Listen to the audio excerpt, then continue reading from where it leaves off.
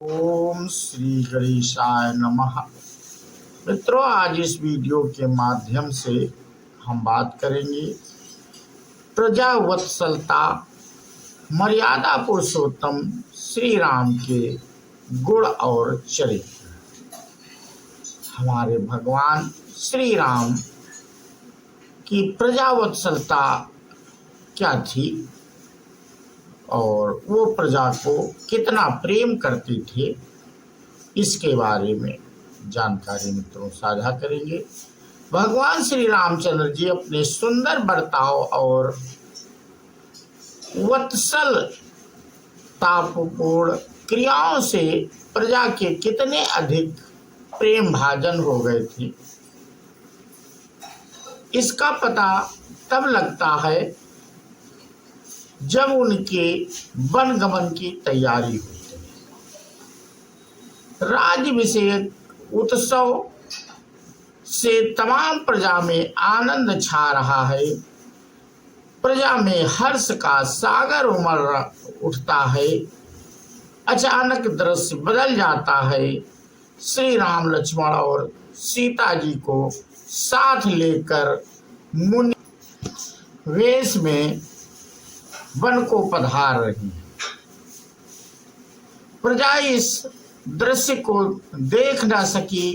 प्रजा उनके विरह दुख को सहने में अपने को असमर्थ पाकर उनके साथ हो ली। श्री रघुनाथ जी ने उन्हें बहुत प्रकार से समझाया, परंतु प्रेमवश कोई भी अयोध्या में रहना नहीं चाहता था। सबहि विचारु कीन मन माही, राम लखन सिय बिनु सुख नाही।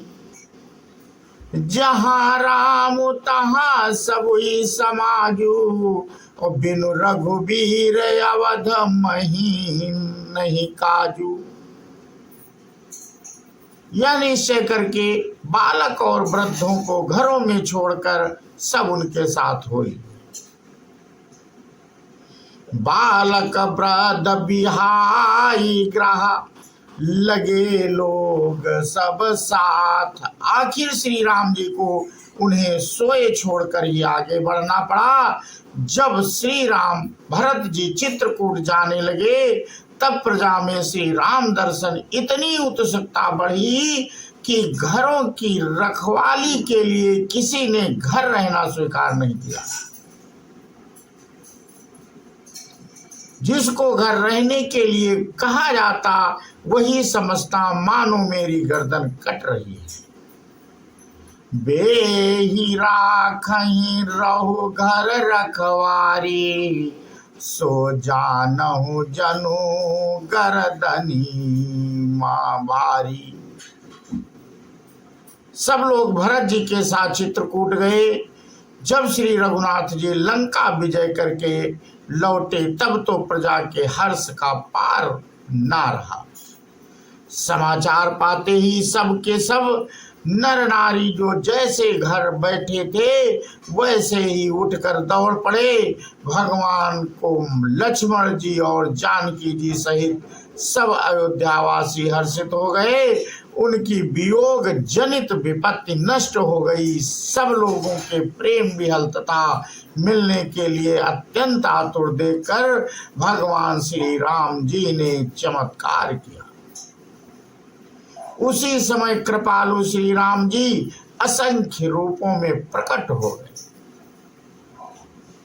और सबसे एक ही साथ यथा योग्य मिले। श्री रघुवीर जी ने कृपा दृष्टि से देखकर सब नर नारियों को शोक रहित कर दिया।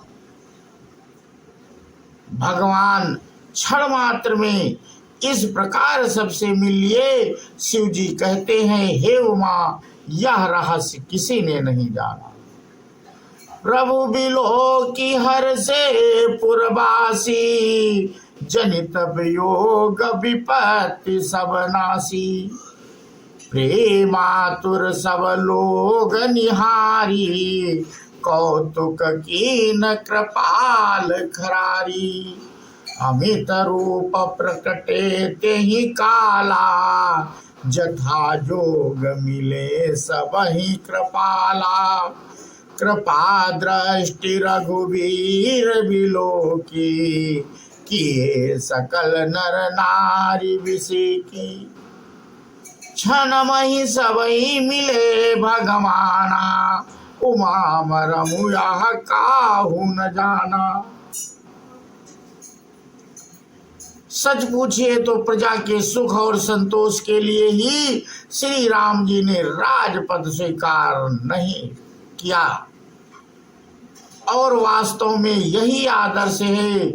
जो प्रजा के सुख के लिए यह राजा बनता है वही राजा यथार्थ राजा है। अवधवासियों, भाग्य का तो क्या कहना क्या है, जहाँ प्रेम पर्व स्वयं भगवान राजा बने हैं। शिव जी कहते हैं,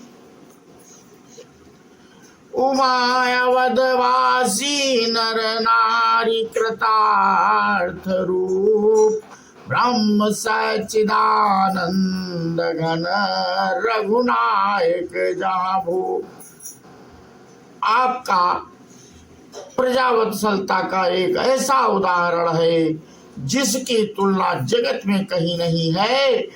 जिन सीता जी के लिए आप वन में विलाप करते भटके, जिनके लिए रावण से घोर युद्ध किया, केवल प्रजा रंजन के लिए हृदय को अत्यंत कठोर बनाकर उन्हीं सीता जी को निर्दोष समझते हुए भी आपने वन में भेज दिया।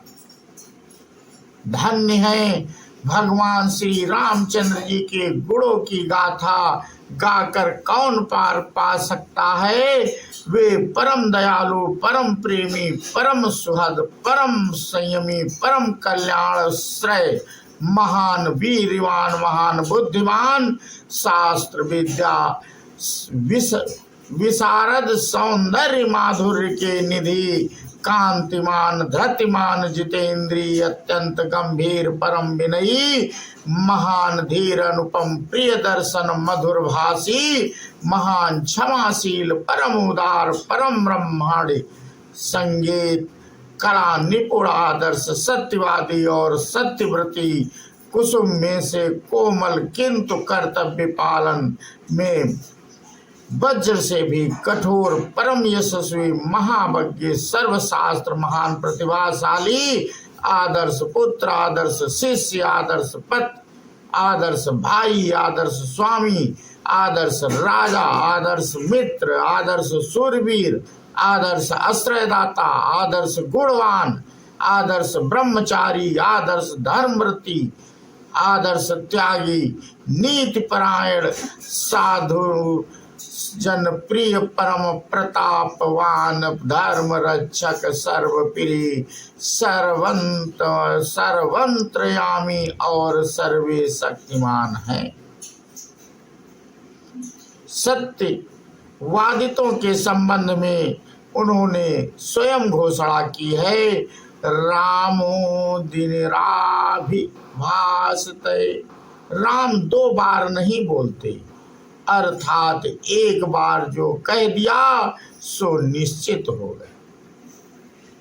धर्मपरायणता का क्रियात्मक उदाहरण तो उनका समस्त जीवन ही है। साक्षात भगवान होने पर भी आप धर्म की मर्यादा रक्षा के लिए नियमित रूप से संध्या, अग्निहोत्र आदि कर्म स्वयं करते हैं। वर्णाश्रम के अनुसार ब्राह्मणों, ऋषियों तथा गुरुजनों का पूजन करते हैं, यज्ञ आदि करते हैं, मंदिरों की स्थापना और मूर्ति पूजन करते हैं, श्राद्ध तर्पण आदि क्रिया सावधानी से करते हैं। चित्रकूट में भरत जी के साथ गए हुए ऋषियों में जाबाली नामक एक ऋषि थे। वे महाराज दशरथ जी की सभा के एक प्रधान सदस्य थे। श्री राम जी को अयोध्या लौटने की बात समझाते हुए उन्होंने कुछ ऐसी बातें कही जो नास्तिकवाद का समर्थन करने वाली थी। उनकी बातों को सुनकर मर्यादा पुरुषोत्तम भगवान लीला से उन पर रुष्ट हो गए और उन्होंने मुनि को फटकार कर बहुत कुछ कहा। निंदाम्यहं कं कर्म कृतं पिस्तुस्तदयस्वाम ग्रहादिशमास्थबुद्धिं बुद्धयानयैव विधयाचरन्तं सुनास्तिकं धर्मपथात् थादपेतम।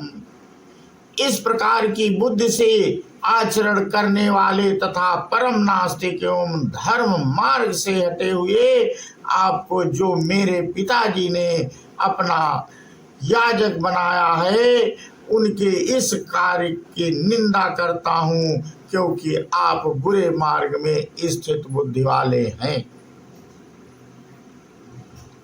इन वचनों से पता लगता है कि महाराज श्री रामचंद्र जी नास्तिकवाद को कितना बुरा समझते थे। नास्तिकवाद की निंदा में अपने उन पिता के कार्य को की भी निंदा की, जिसके वचनों की रक्षा के लिए आज वन में बस रहे हैं। अंत में जाबाल मुनि के यह कहने पर कि मैं नास्तिक नहीं हूँ, मैंने तो केवल आपको लौटाने के लिए तर्क के तौर पर ये बातें कही थी, यह मेरा मत नहीं है। और गुरु वशिष्ठ जी के द्वारा जाबाल जी के इस कथन का समर्थन होने पर भगवान श्री रघुनाथ जी शांत हुए।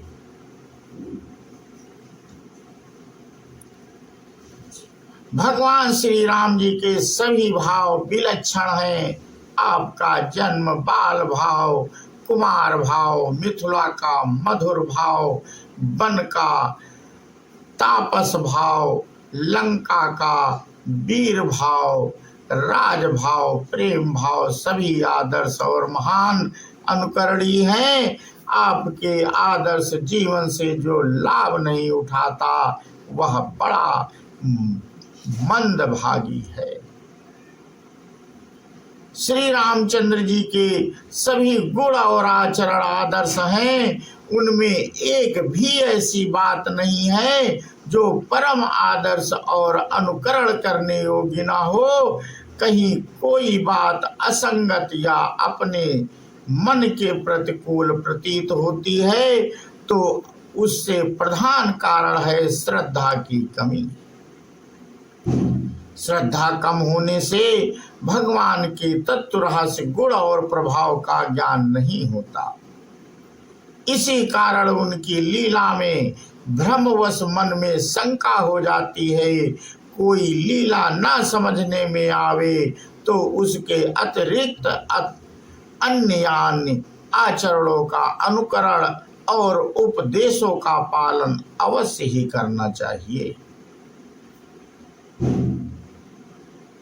भगवान ने अपने भाइयों को तथा प्रजा जो परम सुंदर उपदेश दिए हैं उनका अक्षरशः पालन करने की चेष्टा करनी चाहिए और प्रभु की आज्ञा या उनके आचरण के अनुसार यत् कंचित भी चेष्टा होने लगे तो इसमें प्रभु की कृपा समझनी चाहिए तथा भगवान की इस कृपा का बारंबार लक्ष्य और अनुभव करते हुए क्षण क्षण में मुग्ध होना चाहिए।